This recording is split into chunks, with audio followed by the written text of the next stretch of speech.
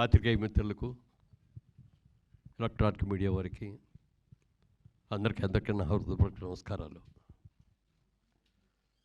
మా జైబేరి బ్యానర్ కింద అతడు సినిమా ఆగస్టు 10, 2005 సంవత్సరంలో దాన్ని రిలీజ్ చేయటం జరిగింది. ఇప్పుడు ఆగస్టు 9వ తారీఖు మహేష్ బాబు పుట్టినరోజు సందర్భంగా ఈ చిత్రాన్ని రిలీజ్ చేస్తున్నాం. అయితే ఆ రోజున ఉన్న టెక్నాలజీ వేరు, ఈ రోజున ఉన్న టెక్నాలజీ వేరు.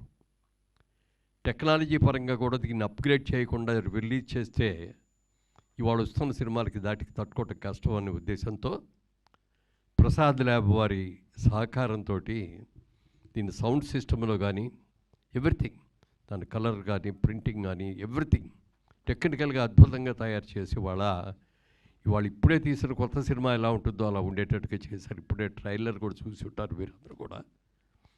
చాలా చక్కగా వచ్చింది. త్రివిక్రమ్ శ్రీనివాస్ గారికి మొట్టమొదటి సినిమాగా మా సినిమాతోనే చేద్దామని అనుకున్నాం. ఒరిజినల్గా ఆయన రైటర్గా చాలా మంచి పేరు తెచ్చుకున్న సందర్భంలో ఒక రోజు నేను కిషోర్ గారు ఇద్దరు కలిసి కూర్చొని త్రివిక్రమ్ గారి మంచి మంచి సబ్జెక్ట్స్ తయారు చేశారు. ఆయన అన్ని హిట్స్ అయినాయి. ఆయన్నే మనం డైరెక్టర్గా పెట్టుకొని సినిమా తీస్తే బాగుంటుంది కదా అని మేము ఇద్దరం డిస్కస్ చేసుకున్న తర్వాత ఆయన కవర్ చేసాం. ఏదైనా మంచి కథ ఉంటే చెప్పండి సార్, డైరెక్షన్ కూడా మీరే చేద్దరు కానీ మా సినిమా చేయాలి, కథ చెప్పండి అని అడిగితే ఆయన ఒకే మాట అన్నారు. నేను స్రవంతి కిషోర్ గారికి మాట ఇచ్చానండి ఫస్ట్ సినిమా వాళ్ళకి చేస్తానని. వాళ్ళకి చేసేసేది ఆల్రెడీ రెడీ అయిపోయింది, సబ్జెక్టు అవన్నీ కూడా క్యాస్టింగ్ షెడ్యూల్స్ కూడా రెడీ అయినాయి. వాళ్ళు చేసేసేది అవ్వగానే ఇమ్మీడియట్గా మంది వచ్చేస్తానండి అంటే సరే ఓకే అండి అన్నాం. అన్న తర్వాత ఒకరోజు కథ చెప్పడానికి ఆయన వచ్చారు. ఆఫీస్లో నేను, కిషోర్ గారు, ఆయన త్రివిక్రమ్ గారు, మేము ముగ్గురమే కూర్చొని ఉన్నాం. సరే సార్ ఫోన్లో ఇవన్నీ ఆఫ్ చేసేయండి సార్, కాన్సన్ట్రేటెడ్గా వినండి అన్నారు. సరే అన్నాం. మీరు చెప్తే నమ్మరు, 3 hours చెప్పారండి కదా. అంటే every shot to short, bit to bit అంతా కూడా A to Z.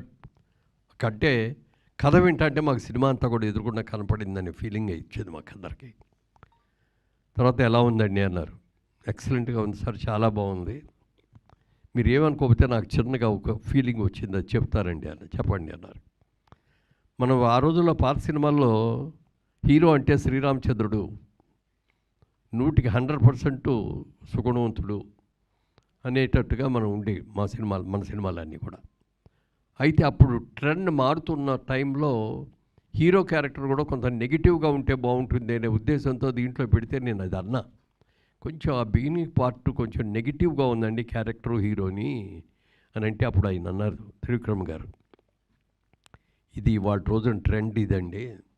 ఇవాళ ఇంగ్లీష్ పిక్చర్స్ మీరు చూడండి, లేకపోతే హిందీ సినిమాలు చూడండి, ఏ సినిమాలు చూసుకున్నా కొంత యాంటీ క్యారెక్టర్ ఉంటేనే జనం కూడా లైక్ చేస్తున్నారు. మీరు చూడండి అన్నారు. అప్పుడు మా బ్రదర్ కిషోర్ గారు, అవునన్నయ్య అలాగే చేద్దాం, మనం దాంట్లో ఏమీ మార్చక్కర్లేదండి, ఒక్క అక్షరం కూడా మార్చక్కర్లేదు, మీరు యాజ్ ఇట్ ఈజ్గా ఈ సినిమాని ఏమనుకున్నారో దాని ప్రకారమే చేయండి, మేమెవరం కూడా ఇంటర్ఫీర్ అవ్వం అని చెప్పటం, ఆ బాధ్యత ఆయన నెత్తి మీద పెట్టడం మూలంగా సినిమా చాలా అద్భుతంగా చేశారు. అయితే అప్పుడు ఆ స్టూడియోలో మా సైట్స్ ఉంటే ఆ సైట్స్లో ఒక హౌస్ సెట్ కావాలండి అని చెప్పి డైరెక్టర్ గారు అడిగారు. ఈ విధంగా హౌస్ సెట్ ఒకటి, ఓ మంచి రిచ్ హౌస్, పెద్ద హౌస్ కావాలండి. ఆ హౌస్ని మేము సెట్ వేసాం బ్రహ్మాండంగా. అది చూసి అందరూ బాగుందన్నారు, అందులో సెలెక్ట్ చేసాం. ఆ సినిమా షూటింగ్ ఆల్మోస్ట్ 90% దాంట్లోనే ఉంటుంది, మిగిలింది అవుట్డోర్లో ఉంటుంది అనుకోండి, పాటలు అవన్నీ అవుట్డోర్. ఆ సినిమా తీసిన తర్వాత అప్పుడు చాలామంది ఏమండి ఈ సెట్ తీయబాకండి సార్, చాలా బాగుంది, ఇంకా చాలా సినిమా వాళ్ళు వచ్చి తీసుకుంటారని అడగటం, వాళ్ళందరూ కూడా తీసుకోవటం కూడా జరిగినప్పుడు నాకు ఒక ఆలోచన వచ్చింది. ఈ హౌస్ని ఇలాగే ఉంచి ఇక్కడ మన సైట్ కూడా ఉంది కాబట్టి ఇదివరకు కేఎస్ రామారావు గారిది గార్డెన్ సిటీ లాగా మనం కూడా ఒక షూటింగ్ ఇది స్పాట్ చేసి మిగిలిన బిల్డింగ్స్ అన్నీ కూడా మనం కట్టి చేస్తే బాగుంటుంది అని చెప్పి ఆలోచనలు రావటం, చేద్దామని నిర్ణయం కూడా తీసుకోవడం జరిగింది. కానీ దురదృష్టవశాత్తు ఔటర్ రింగ్ రోడ్డు ఈ సైట్లోంచి వెళ్ళిపోవాల్సిన పరిస్థితి వస్తే తప్పనిసరి పరిస్థితిలో ఇవ్వాల్సి వచ్చింది. అలా ఇవ్వటం మూలంగా మేము వేసిన సెట్లో వేసినంత పెద్ద బిల్డింగు వెళ్ళిపోయింది రోడ్లోకి. సైట్ కూడా 15 ఎకరాల పైన దాంట్లోకి వెళ్ళిపోవటం మూలంగా స్టూడియో చేయలేకపోయాం. ఎందుకంటే కేఎస్ రామారావు గారు ఇక్కడ అవుట్డోర్ షూటింగ్లో దాని పేరేమన్నారు, గార్డెన్స్, అదే కేఎస్ రామారావు గారి స్టూడియో, అది అవుట్డోర్ షూటింగ్ లాగా చాలా షూటింగ్లు జరిగాయి. ఆ తర్వాత క్రియేటివ్ కమర్షియల్స్ వాళ్ళ స్టూడియో లాగా అది వాళ్ళ బ్యానర్ కూడా అనుకోండి. అయితే తర్వాత అది చేతులు మారి మా దగ్గరకు రావటం, మేము దాన్ని డిస్మాంటిల్ చేసి అపార్ట్మెంట్స్ కట్టడం జరిగింది. మనసులో ఆ భావన ఉండేది, అయ్యో ఒక స్టూడియోని మనం చేసాం మన దీనికోసం, ఎప్పటికైనా వీలైతే స్టూడియో కట్టాలి అనుకున్న ఆలోచనతో అక్కడ ఔటర్ రింగ్ రోడ్ రావటం మూలంగా చేయలేకపోయాం. ఈ సినిమా చేసేటప్పుడు మహేష్ బాబు గారు కూడా ఎక్సలెంట్గా ఆయన కోఆపరేషన్ ఇచ్చారు. ఎన్ని డేట్లు కావాలనేది కాదండి, సినిమా బాగా రావాలి అని చెప్పి చేయటం. మరి పాటలకు కూడా ఎక్కడెక్కడికి కూడా వెళ్ళి పాటలు తీయటం కూడా జరిగింది. అలాగే ఒక ఫైట్, క్లైమాక్స్ ఫైట్ గురించి మీకు అందరికీ కూడా తెలిసే ఉంటుంది. ఇప్పుడు ఈ రోజుల్లో చాలామంది చాలా డేస్ తీసుకొని, చాలా కాల్ షీట్స్ తీసుకొని చేస్తున్న మాట వాస్తవమైతే, అప్పటి రోజుల్లో అది 28 రోజులు క్లైమాక్స్ ఫైట్ తీశారు. దానికోసమని యూకే నుంచి ఎక్కడి నుంచి కూడా కెమెరాస్, స్పెషల్ కెమెరాస్ అని కూడా తీసుకొచ్చి దానికోసం ప్రత్యేకమైన సెట్ వేసి ఆ సెట్లో ఇది చేయటం కూడా జరిగింది. సినిమా రిలీజ్ అయిన తర్వాత చాలా మంచి పేరు వచ్చింది. అంటే ఫైనాన్షియల్గా చూసుకుంటే మనకి పెద్ద లాభాలు రాకపోవచ్చేమో కానీ చాలా మంచి పేరు వచ్చింది.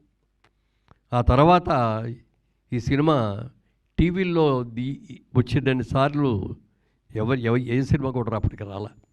ఎక్కడ చూసినా ప్రతి సాటర్డే సండే వచ్చిందంటే ఏదో ఒక ఛానల్లో ఈ సినిమా వస్తూ ఉండేది. అప్పుడు ఎక్కువ మంది చూసి చాలామంది వచ్చి అబ్బా చాలా ఎక్సలెంట్గా ఉందని సినిమా, ఎన్నిసార్లు వస్తే అన్నిసార్లు కూడా చూస్తున్నామండి. ఎస్పెషల్లీ సెకండ్ హాఫ్లో కామెడీ కానీ అలాగే పాటలు కానీ అన్నీ కూడా అద్భుతంగా ఉన్నాయి అని చెప్పి చాలామంది మెచ్చుకున్నారు. తర్వాత మాకు కూడా ఆ రిలీజ్లో కానీ తర్వాత సేల్ చేసినప్పుడు వచ్చిన రైట్స్తో కానీ ఆ హౌస్ కట్టినప్పుడు దాంట్లో చేసుకున్న షూటింగ్లతో కానీ మేము ఫైనాన్షియల్గా కూడా బాగానే కవర్ అయ్యాం, ఏమీ ఇబ్బంది లేదు. కానీ మంచి పేరు వచ్చింది, ఒక మంచి సినిమా తీసామని ఒక మంచి పేరు వచ్చింది. మా జైబేరీ సంస్థకు ఒక గౌరవం దక్కింది. ఈ సినిమాని టెక్నికల్గా కూడా మరి దీన్ని అప్గ్రేడ్ చేసి రిలీజ్ చేయాలి అనే ఉద్దేశంలో, అంటే మా బ్రదర్ కిషోర్ గారు అమ్మాయి ప్రియాంక ఇప్పుడు ఇందాక వచ్చింది, ఇప్పుడు వస్తుంది ఇక్కడికి, తను ఏమేం చేశారు, ఎలా టెక్నికల్గా దీన్ని డెవలప్ చేశారు అనేది నా మాటల్లో కంటే తన మాటల్లోనే ఎక్కువ వినాలి. అది తప్పకుండా ప్రియాంకని వేదిక మీదకి వచ్చి ఏమేం చేశారో వచ్చి చెప్పాలి.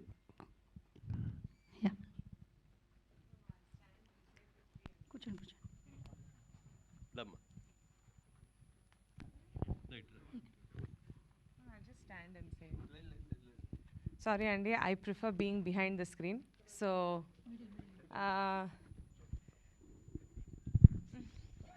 ప్రియాంక ఇక్కడ చదువుకున్న తర్వాత లాస్ ఏంజలస్కి వెళ్ళి తను మాస్టర్స్ చేసి ఇవ్వడం జరిగింది. ఆ తర్వాత మొదటి నుంచి కూడా మనం సినిమా తీస్తున్నాము, మన కంపెనీ సినిమాలతోనే స్టార్ట్ అయింది జైబేరీ అని చెప్పి తనకు కూడా సినిమాలంటే చాలా ఇంట్రెస్ట్. నేను కొద్ది రోజులు ఇక్కడ సినిమా టెక్నాలజీ గురించి నేను స్టడీ చేసి నేను కూడా దాంట్లో అప్గ్రేడ్ చేసుకొని వస్తాను అని చెప్పి అక్కడ ఉండటం.